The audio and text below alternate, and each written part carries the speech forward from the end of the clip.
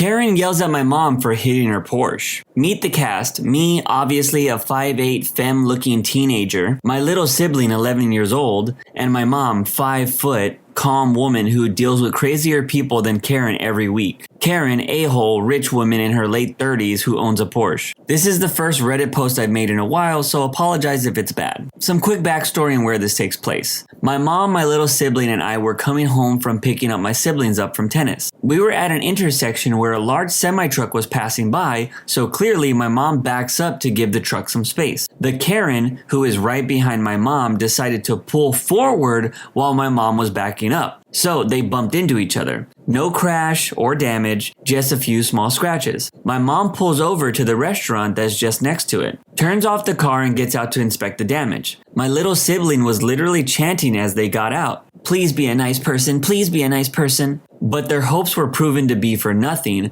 when a blonde woman with a Karen haircut gets out, only to instantly yell, "What the heck is wrong with you?" The Karen proceeds to rant about how my mom was the cause of it, screaming and swearing excessively. My sibling and I, who were still in the car, were just watching in shock. This had been our first experience with a Karen. My little sibling is kinda young, so we were very confused. I got out of the car, got my little sibling out, and told them to go inside the restaurant because they didn't need to hear the huge amount of swearing words, used in ways I haven't heard them used before. The Karen pulls out her phone and starts recording, yelling about what happened. And after the whole ordeal, she continues screaming, calling her husband and the police. I'm coming over to my mom, staying behind her though because my mom can be a scary woman when she needs to be. But I'm just trying to be there for some sort of support for my mom. The Karen was continuously swearing loudly at my mom and yelling for her to give her my mom's insurance and her number and etc. I don't know much else of what happened because I went into the restaurant with my sibling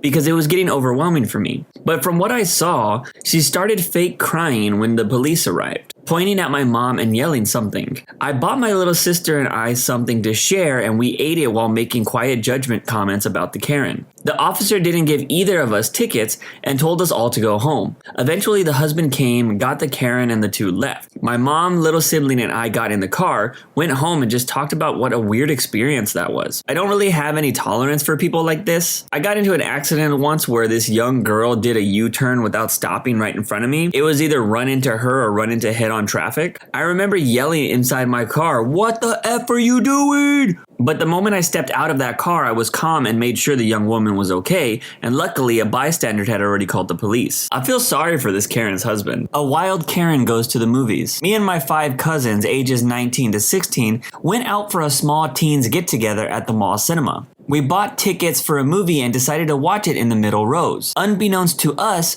we were in for a treat. There was only 5 seats per row, so I decided to sit separately from my cousins. I sat in front and there was only 3 people beside me, a mom, a dad, and a small kid. As the movie started, the kid would play on their iPad with loud music. This went on for a while since the father was asleep and the mother was busy with her phone. One of my cousins asked me to ask the mom if the kid could lower the music as it was distracting. The mom then said loudly that I should mind my own business and leave the kid alone. I returned back to my seat and just tried to enjoy the movie as best I could. A few minutes later, I went to the bathroom, and when I came back, the security guard came and asked the woman to either lower the device's volume down or leave. She then started screaming profanities and saying how the guard was sexist for some reason, and they were asked to leave. After the movie, Karen was waiting outside. Apparently, she thought I snitched on her and told the guard to kick them out. Me and my cousins defended ourselves since it wasn't our fault and we were minding our own business. The dad wasn't very helpful since he just stood there arms crossed. They didn't even try to stop nor calm the mom down.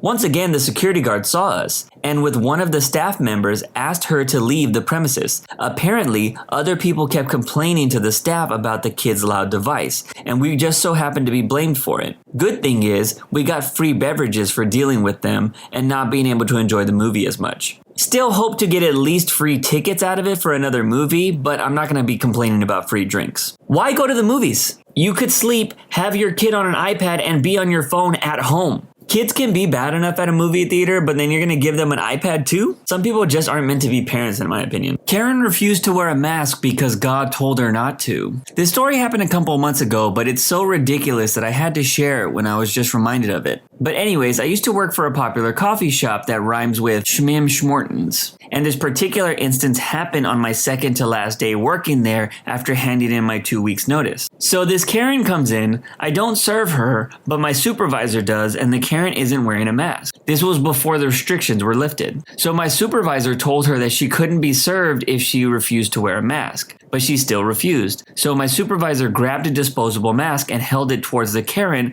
and told her that if she doesn't put it on, she will not be served. The Karen continues to refuse and goes on a long rant about how she doesn't wear masks because she spoke to God and God told her not to wear masks. And she was getting increasingly aggressive as she went on with her rant, and my supervisor actually started to get scared. So she just stood there as the woman kept talking. Eventually, the woman took the mask and put it on, only for the purpose of being served, I guess. Anyway, it was a hilarious story because while I've encountered many Karens while working in customer service, this one probably takes the cake for the most delusional one I've ever encountered. All I got from this whole encounter was that this Karen finds coffee more important than their God, because she disobeyed her Lord and Savior for some sweet flavor. Karen in the wild at a happy hour. Went with some coworkers to a brewery after work around 3:30 p.m. And most of the tables had little reservation signs for different larger parties coming in that night. Waitress says that the tables are available now, go ahead and sit. We snag a table that has a 6 p.m. reservation on it.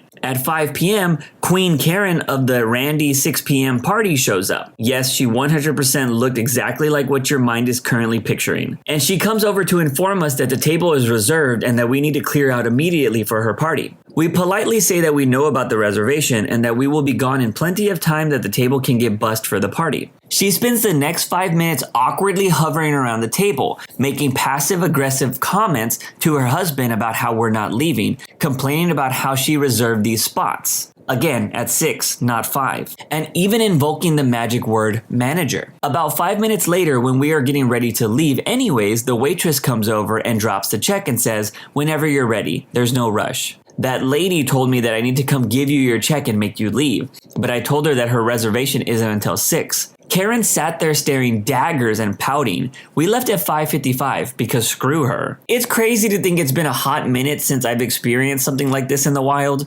Reservations exist for a reason. I can understand getting mad if your reservation is late, but not if it's early. Apparently, Karen has a problem with Red Panda movies. Pre-watch what you plan to let your kids watch from a fellow local mom. Parents beware. I don't usually do this because of the straight up ruthless and vicious hatred that I'm getting below, but here we go. Just a heads up to all parents out there, the Disney movie Turning Red is not for kids at all, especially not for families trying to keep their kids close to Jesus. Yes, I know Disney movies don't instill Christian values, and I don't look to them to do so, but typically there are important and valuable life lessons being taught. You will find the complete opposite in this movie. It had the potential to be so cute, parents beware. Just a few things that stood out. The little girl talks about at age 13, you're your own person, an adult. You can do what you want, say what you want, etc. Her and her 3 friends talk so poorly about their parents and come up with a plan to sneak out and go to a boy band concert, which they end up doing. The girls sneak out to a co-ed party as well to give boys rides as a panda to raise money for the concert. One girl says her parents won't let her go because the band sounds like stripper music. This was a screenshot of a Karen's post and it kind of cuts off right there. But I think you could get the gist of what the Karen was all about. It's sad that Karens are usually connected to religion in some way. I'm not sure if this is because they feel entitled because they believe their God is right, or if they just suck as humans. That's not a slight at religion, by the way. Either way, it's probably best not to expect that a company whose main goal is to make money to be the moral compass for your kids. Am I the jerk? When I was in primary school, I broke a pair of glasses and blamed it on the problematic kid. When I was in year 2, there was this boy, let's call him Jay. Jay was a problematic kid and I was one of those smart kids. The teacher would always leave a spot next to me to place kids misbehaving because I didn't really talk and I kept to myself. The teacher would always believe me, so I guess I was a bit of a teacher's pet. Whenever he sat next to me, he would bully me and steal my stuff. Just generally annoying things. So it was approaching the end of the year and this kid was misbehaving. So the teacher places him next to me. My glasses screw was a bit loose and were getting old. So to get back at him, I snapped the glasses temples off. He looked at me shocked and confused and asked why I did that. I simply replied that I didn't do it. He did. I told the teacher he broke my glasses. The kid didn't need to get my glasses fixed since I had an extra pair at home. He got detention and that was it. I moved that year to a new school. I don't regret it. I went a full year sat next to him and he really annoyed me.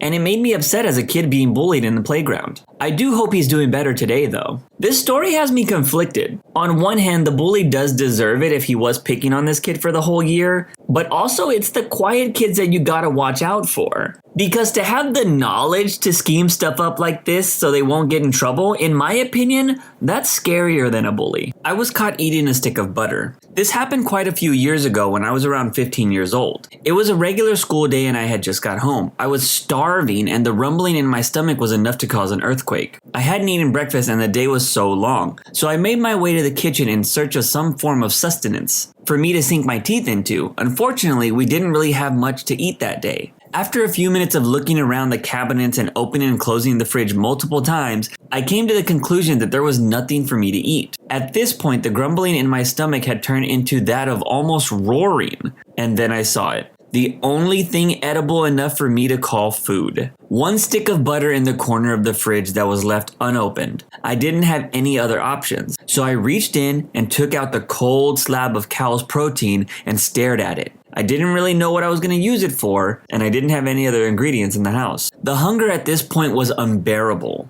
and so I just decided to have some of this salty fat. After the first bite, my teeth felt slick and chilled. Honestly, the taste was surprisingly enjoyable, and I just kept eating it. I didn't want to be seen by eating a stick of butter by anyone who had just came in, and I couldn't have had the wrapper in my bedroom because that would raise suspicion. So I just decided to hide under the kitchen table and ditch the evidence after my snack. After a few minutes of sitting under the table and scrolling down on my phone, I heard my mom come through the front door. As she was making her way down the hall, I was still with a mouthful of butter on the cold tiles of my kitchen floor. She walked in and set the groceries she had just bought on the countertop. I couldn't do anything but sit and wait for her to leave, so I just sat there not moving for what felt like eternities. A minute or two had passed, and then like a scene out of a bad horror movie, her feet started moving towards me. I immediately started to panic at the thought of being outed to the family as the butter lover I was, and I started to scarf down the few bites of the stick I had left. Unfortunately, I wasn't able to finish, and my mother bent down and lifted the tablecloth. She was met with the sight of me with a mouthful of butter and almost completely eaten stick in my hand, teeth marks and all. After a very awkward interaction, she just told me to throw it out and go wait for dinner. As you imagine, it wasn't a very good week for me in my house, or year for that matter. 12 years later, my family still continues to bring it up every time they butter toast. This story's tough. I think every family has that one story from childhood that your parents bring up every chance they get. Guess this is that story for this OP. Am I the jerk for leaving my partner of 4 years after finding out he was cheating? Almost every day, my boyfriend sends me money for lunch, gas, or something. I thought he was just really kind. Turns out that he was cheating, and giving me money made him feel less guilty, as though he didn't beg me to move across the country with him where I know no one. Once I found out, I wanted to immediately confront him, but I was scared of the outcome since the apartment was only in his name, and again, I don't know anyone here. Now I just save every dime of what he sends me to be able to pay for the $3,000 moving fees to go back home without hurting my own pocket too much. Breaking my heart, destroying my ability to trust, and scarring me off of men I can handle. But messing with my finances? Nah, never. The transport company is coming next Wednesday to take my car, and my plane tickets for me and my dog have been bought. Gonna keep up the happy act and do the usual cooking of dinner and scrubbing his back, and poof, on Wednesday, it'll be like I never met him. It's the only form of revenge that I can do that wouldn't haunt me. Good riddance. There is an edit to this story. A few of you asked for details. There's 7+ other women. Everything he told them was a lie. Name, age, height, city, occupation, all of it. The only common denominator was that he bought all of us the exact same lingerie set for his birthday in January, and specifically requested I hang it up in our closet where it's viewable. Forgiveness is not on the table. He'll be surprised, but I doubt he'll be hurt. The OP actually had a lengthy update to the story. The transport company came and picked up my car, sold whatever big furniture I bought for low prices, took his dog to the park and played with him a bit, got him a dog cupcake and took him back to the apartment. Movers started coming for the rest of my stuff. I hadn't prepared for our property manager thinking that we were both moving out and that we hadn't given them the required vacancy notice. She came to talk to me right as my Uber was coming and I told her what was going on. Unfortunately, they had already called him because his name was the only one on the lease. He called and texted me a few times, but I haven't replied. His workday won't be over for a couple more hours. I left my apartment keys and anything he had ever bought me that I hadn't sold already. Didn't feel like taking that stuff with me. While packing, I remembered we bought a pet cam that shoots treats out from the entertainment center and I turned it back on. I promised myself I'd disconnect it by midnight tomorrow, but I have my own predictions on how he'll react, and I gotta know for sure. Yeah, it's messed up, sue me. I actually forgot to leave a note. I was running out of time before my Uber came, and I just left the lingerie set that he was so obsessed with on the bed. He'll figure it out, eventually. Or not. I'm at the airport now with my dog, and I'm just sitting waiting for my flight. I wish I could say that I feel free, but I don't. I'm just tired. Thank you for all the well wishes and thank you more to all the other women who reached out with similar stories. I think I might have caved and stayed if you all hadn't. Good for this OP. I'm glad she had the courage and strength to leave this dude. But at the same time, what did this guy do for a career to be able to manage 8 different women? Like, bro, that's more than one a day. Also, what's up with buying every girl the same exact lingerie? Like, you have no issue with multiple women, but you draw the line at underwear? All jokes aside, I hope this OP gets back on their feet and meets someone that actually appreciates them in the future. Believe me, modern day dating sucks. So I wish her the best. So that's it for today's episode. Let me know your favorite story in that comment sections down below. Don't forget to follow on Spotify and hit that subscribe button if you want more content like this in the future.